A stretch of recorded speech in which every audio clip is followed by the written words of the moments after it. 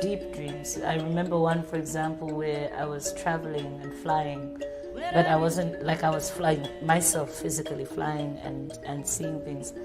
Hello, good day. My name is Michelle N, and welcome to my YouTube channel.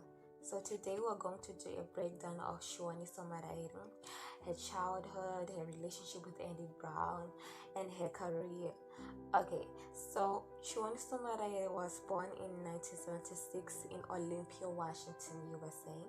Her father, Chioniso Maraire, was a Zimbabwean player and a teacher.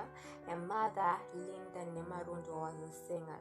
So she pretty much had two parents. She was really close to her father. They were more like siblings than a father-daughter relationship. That's how tight they were. And they both played a huge role in musical life, because her father at home would play the mbira and her mom would sing, which was really sweet. But unfortunately, her father and mother passed on when she was a little bit older. Her mother passed on from kidney failure, and her father passed on 2 years later. She began playing mbira at the age of 4. So this is what I like about Chioniso, self-actualization at a very young age. Okay, some of us don't even know what we want to do until we're at the age of 20s or in our late 20s. Okay, so for those who don't know what mbira is, I'll insert a picture.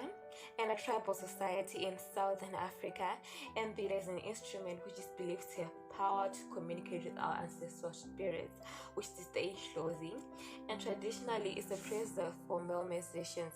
So many years ago, you wouldn't see a woman playing mbira, but all that changed in the modern generation. Okay, so she attended as a middle school in the US, and at the age of 11 she was performing with her father and siblings Tawana and Siwanai. So in high school she attended Northwest School in Seattle, Washington, and then at the age of 15 she moved back to Zimbabwe. Okay, I can say she moved back to Zimbabwe because she was born in the USA, so she moved to Zimbabwe and attended her high school in Mutare Girls High. Okay, so she became a part of Afrofusion hip-hop group called A Piece of Ebony, which was the very first group to mix native mbira with contemporary music. So this made the younger generation more accept the mbira. Okay, so after high school, Chioniso auditioned to join a group called The Storm. So The Storm was a band formed by Andy Brown. When she was auditioning, he really didn't believe in her. He thought she couldn't sing a tune, but boy, didn't Chioniso impress your boy, okay? Together, they became a powerful duo and they produced powerful music. But the relationship quickly turned from professional to romantic, and they began dating. A month later, Chioniso became pregnant, and she and he had to get married. Much to her father's dismay, he wasn't impressed at all. They had their first daughter, Shigeto, and 2 years later, Chioniso welcomed his second daughter, Chiesa, who she loved dearly. Chioniso was a good mother. She taught her kids how to be aware about their power as women. She taught her how important the girl child was. Unfortunately for Chioniso and Eddie Brown, there was trouble in paradise. There were allegations against Andy of physically and emotionally abusing Chioniso, and after 5 years of marriage, the paradise fell apart, leading to a divorce. Okay, so her breakdown with Andy Brown really affected her. She found solace in alcohol, which began to affect her performance. Oh, this is a side note. If you have heard Chioniso's song Wandirasa, would this be the issue? I don't know. It's just my opinion. After her heart got healed, though, she began dating Sam Monroe, or Comrade Fatso. So Chioniso's career was reaching heights. She released 5 albums and 1 single. Her 5 albums, namely A Piece of Ebony, Ancient Times, Chioniso and the Vibe Culture, Upenyukumba and Rubber Woman. So I'm just going to talk about 2 albums here. Rebel Woman in Ancient Times. Okay, Rebel album. I'll start by Rebel album. Rebel Woman. This album addressed political oppression in Zimbabwe. I mean, if you really want to know about it, listen to that album. So the album Asian Voices was on the musical map. For that debut album, she received an award by Radio France in 1998. And also she got nominated in the Kora All Africa Music Awards for the Best Vocals in Africa in 1999. Okay, so the album Asian Voices entered the music charts in Europe 3 times. Her music was life-changing.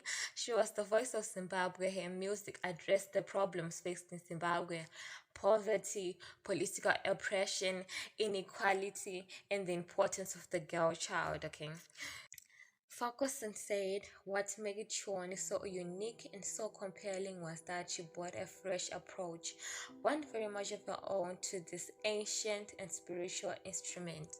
End quote. Okay. So Maraire inhabited the stage. Her presence was remarkable and she sounded perfect. For those who have heard about her, I'm sure you can understand what I'm talking about. Okay, so she was a very beautiful soul. She had love for the less fortunate. She would buy bread for street kids and share if she comes across them, which was really sweet. She was a humble person. Even at the height of her fame, she would border a combi. Side note, if I become rich and famous, okay, not about rich, I mean famous, you wouldn't see me anyway. A combi, what? But unfortunately, Chioniso passed on at the age of 37 in 2013. Everyone was shocked at the sudden announcement of her death. She was a beautiful soul. Everyone loved her. She was an icon. She really made the mbira instrument relatable to the younger generation. Her music was life-changing. It addressed so many Zimbabwean problems. It is so relatable. I remember listening to Chioniso's album at a very young age. I think it was Asian Voices. I'm pretty sure it was Asian Voices. I didn't understand what she meant. I listened to the tune and the voice, which is really beautiful. But as I grew older and listened to her Asian Voices, it was so relatable. It really spoke to our souls. Everyone loved her. Her music is still living up to date. Like, if you listen to it, really the best. I really love Chioniso, so I'm sure a lot of people did too. Okay, so this is the end of Chioniso's breakdown. If you have anyone that you want us to talk about, please put a comment down below, like and subscribe. I will have more icons that I'll talk about. Okay, so thank you so much for watching and listening. My name is Michelle N, and I'll be doing more breakdowns on this channel. Thank you so much. Love you. Bye. Music, what music in your life, Chi? Music is my life, you know. It's like air, it's like drinking water. It's there. It's always been there with me, you know, since all the way back from the beginning.